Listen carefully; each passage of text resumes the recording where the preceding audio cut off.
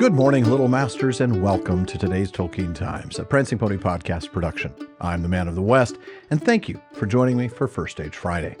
Now, today we continue our reading of one of the great tales of the First Age, the story of Tuor and his coming to Gondolin. Last week, Tuor met a new friend in Voronwë. This week, Tuor convinces his new friend to escort him to the hidden gates. Then the elf turned and looked up, and Tuor met the piercing glance of his sea-gray eyes and knew that he was of the high folk of the Noldor. But fear and wonder grew in his gaze as he saw Tuor standing high upon the wall above him, clad in his great cloak, like a shadow out of which the elven mail gleamed upon his breast. A moment thus they stayed, each searching the face of the other, and then the elf stood up and bowed low before Tuor's feet. "Who are you, Lord?" he said.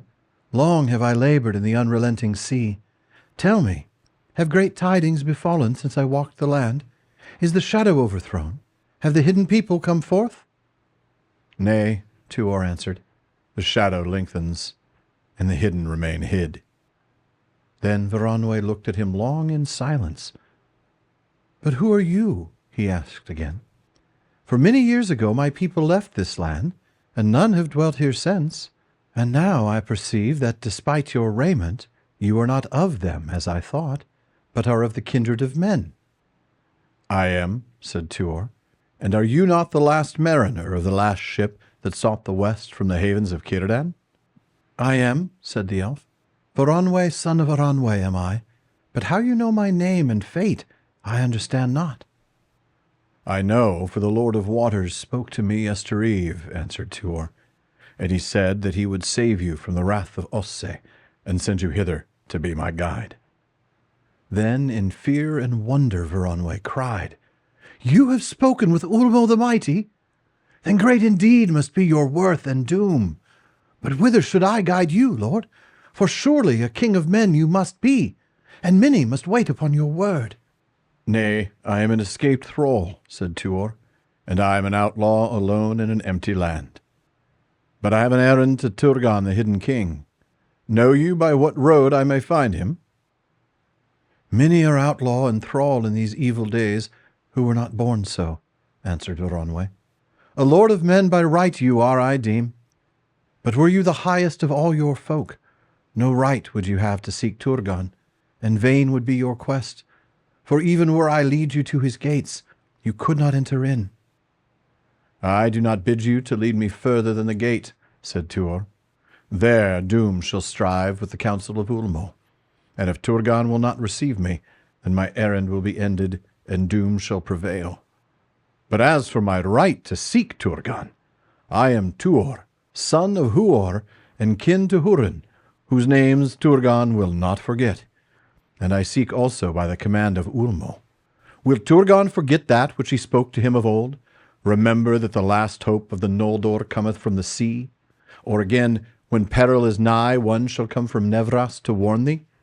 I am he that should come, and I am arrayed thus in the gear that was prepared for me." Tuor marveled to hear himself speak so, for the words of Ulmo to Turgon at his going from Nevrast were not known to him before, nor to any save the hidden people. Therefore the more amazed was Voronwë. But he turned away and looked toward the sea, and he sighed. "Alas," he said, "I wish never again to return.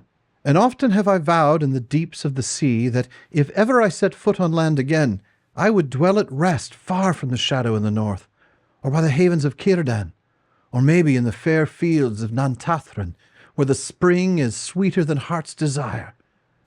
But if evil has grown while I have wandered, and the last peril approaches them, then I must go to my people." He turned back to Tuor. "I will lead you to the hidden gates," he said, "for the wise will not gainsay the counsels of Ulmo." "Then we will go together as we are counseled," said Tuor.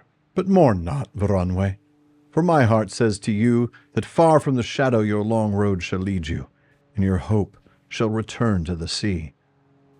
"And yours also," said Voronwë. "But now we must leave it, and go in haste." "Yea," said Tuor, "but whither will you lead me, and how far? Shall we not first take thought how we may fare in the wild? Or, if the way be long, how pass the harbourless winter? But Voronwë would answer nothing clearly concerning the road. You know the strength of men, he said. As for me, I am of the Noldor, and long must be the hunger and cold the winter that shall slay the kin of those who pass the grinding ice. Yet how think you that we could labour countless days in the salt wastes of the sea? Or have you not heard of the waybread of the elves? And I keep still that which all mariners hold until the last. Then he showed beneath his cloak a sealed wallet clasped upon his belt. No water nor weather will harm it while it is sealed, but we must husband it until great need, and doubtless an outlaw and hunter may find other food ere the year worsens. Maybe, said Tuor, but not in all lands is it safe to hunt, be the game never so plentiful, and hunters tarry on the road. All right, I am imagining myself as Voronwë, first being confused and thinking this is an elf. Oh, wait, he's a man. Wait, what? You talked to Ulmo? Okay, never mind. Okay, oh, wait, no, you want to go to Turgon? That's a non-starter. Oh, wait, what? Now you're quoting the words of Ulmo to Turgon from back before they left Nevrast. Well, that changes things, which kind of stinks because I don't even want to go home. I want to take a long vacation and go where the spring is sweeter than heart's desire. But fine, I have to do this thing. I mean, I really have to admire Voronwë here, full stop. Speaking of Voronwë, I like that Tuor has something positive to tell him about his future. Now, there's nothing in the Silmarillion or even here in Unfinished Tales that tells us about Voronwë's fate. But there is a footnote here that points out that in Tolkien's original story of Tuor and the exiles of Gondolin, Voronwë, quote, was one of those who escaped from the sack of the city. And thus he would have ended up at the mouths of Sirion, just like he'd wanted with the other refugees from Gondolin. Now, next series, we'll pick back up with the start of Voronwë's long tale. For now, though, folks, that is it for today's First Stage Friday. Now, we will be going back to Fandom Fridays again eventually. Not Series 12, obviously, as we continue this story, but maybe Series 13. So if you know anybody who should join me here for a future Fandom Friday, just email barliman@theprancingponypodcast.com. Please visit patreon.com/TolkienTimes to learn how you can support the show, get an ad-free feed, a monthly hangout with me, bonus weekly episode, and a lot more. And then please join me again tomorrow on today's Tolkien Times as we wrap up this week and this series with Silmarillion Saturday. Podcast listeners, be sure to subscribe to the show in your apps. For those on YouTube, click the little subscribe button there. Make sure you get all of the PPP productions. And please be sure you're following @PrancingPonyPod on all your social media. Finally, as Faramir says, go with the goodwill of all good men.